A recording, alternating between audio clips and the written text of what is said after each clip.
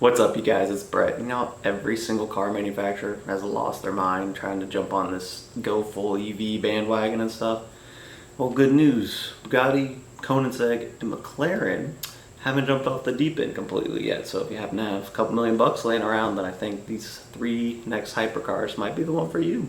But in all seriousness, I have nothing against the EV bandwagon that is running through the car community right now. I just think it's a bit much, a bit too quick. Like Dodge is going full electric by 2024. We're gonna go from throwing Hellcats into everything to full electric in 1 year. It's a bit rushed if you ask me, but luckily some of the heavy hitters like McLaren, Bugatti, and Koenigsegg still have a little common sense and are using the combustion engine. And the new breed of hypercars that they all just dropped is not gonna disappoint. First on the list is the Bugatti Mistal. They're gonna make a whopping 99 units of this car, but unfortunately, all been sold, probably the current Bugatti owners, because that's typically what happens. So good luck getting yourself one. This car is going to have the same quad turbo W16 that the Chiron Supersport has. And while no performance figures have been given out by Bugatti, they said they wanted it to go at least 260 miles an hour, and they want to reclaim their title as the fastest roadster. So we'll see what they come up with. But unfortunately, after the Mistral, they said their next car is going to be hybrid, and then the one after that is going to be full electric. So get the W16 while you can, guys.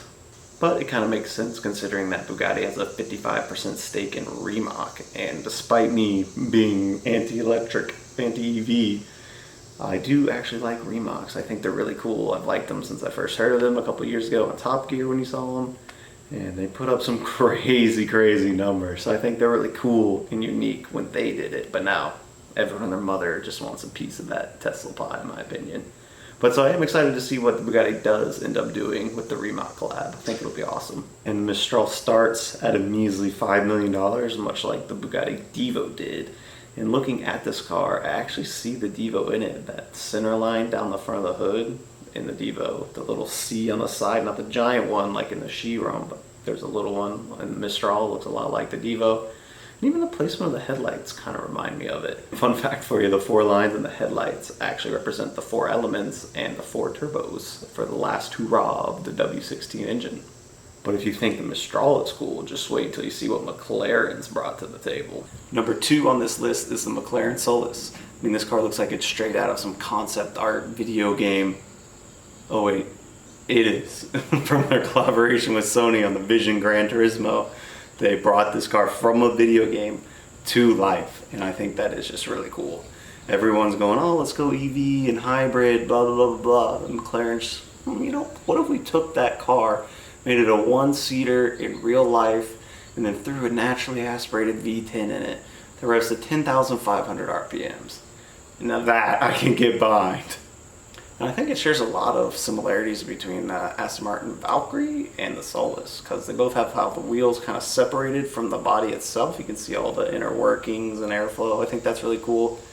And the overall shape of the car itself is kind of like teardropped. I think that's really nifty and cool as well. And just like the Valkyrie, it comes with a nice fat price tag of $4 million to start, and they're only going to make 25 of them. Again, don't worry though, because they're all sold. Shout out to Manny Koshman, can't wait to see that. So, but what I hear is that you could have the way cooler and more badass McLaren Solus and $1 million left over, or Mistal. Solus, Mistal, and you get a full race suit and helmet with the McLaren? Yeah, that sold it, I'm in, let's get one. But there is one car that is actually cheaper than both of these, and that is... And now for the cheapest of the three is the Koenigsegg CC850. Now those are two words I never thought I'd hear together. Koenigsegg and cheapest. That just doesn't make any sense. But nonetheless, it's only $3.7 million. So it's practically a bargain, right? I mean, sign me up, let's get one.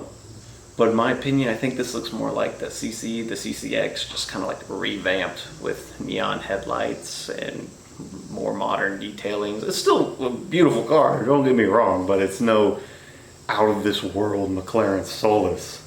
But the coolest part about this car that neither the Solus nor the Mistral has is the transmission. It can go from a 9-speed automatic to a 6-speed manual and even has a clutch. And if that's kind of confusing for you to comprehend, here's a little quick video showing you how exactly that works.